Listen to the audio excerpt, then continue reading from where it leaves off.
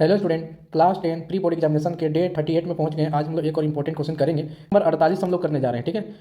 भूमि के एक बिंदु से 20 मीटर ऊंचे एक भवन के शिखर पर लगी एक संचार मीनार, तो हम लोग पास में एक संचार मीनार यानी टावर लगा है के तल पर और शिखर पर उन्नयन कोण क्रमशः कितना दिया है, 45 और 60। यानी तल पे, मीनार के तल पे 45 डिग्री का और मीनार के शिखर पर 60 डिग्री का उन्नयन कोण बनेगा। तो मीनार की ऊंचाई ज्ञात करना है। तो अगर इस पास में एक दिया हुआ है भवन की ऊंचाई दिया हुआ है 20 मीटर। ठीक है। इस भवन की ऊंचाई कितना है, 20 मीटर है। इस भवन के ऊपर में एक लगा हुआ है संचार मीनार, इस तरीके से। ठीक है।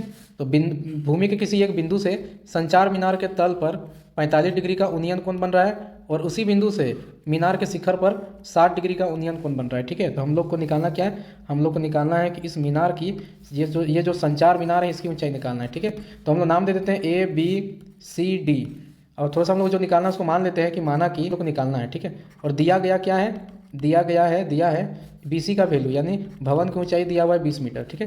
तो हम लोग जिस त्रिभुज में काम करेंगे उस त्रिभुज का नाम लिखेंगे। ठीक है। लिखो हम कौन त्रिभुज का नाम BCD में। और यहाँ पर थीटा हम लोग देख रहे हैं, ये ट्रायंगल जो BCD वाला ट्रायंगल है, BCD ये जो ट्रायंगल है इसमें हम लोग का थीटा कितना है, 45 डिग्री है।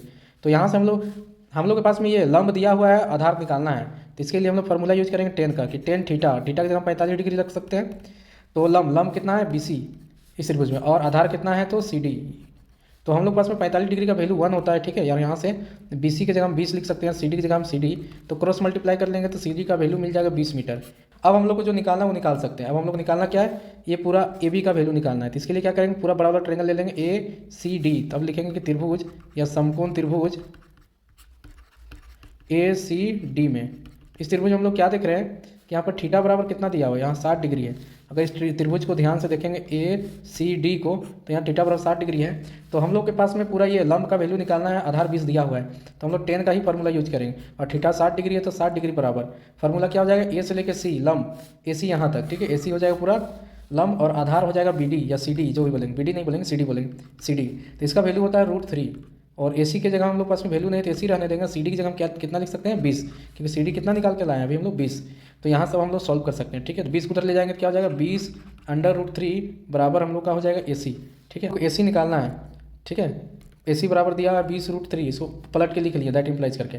अब AC तो हम लोग पास में दिया हुआ है, निकालना नहीं है, AB निकालना है। तो AC को हम लोग तोड़ के लिख सकते हैं कि AB प्लस BC बराबर 20√3। ठीक है।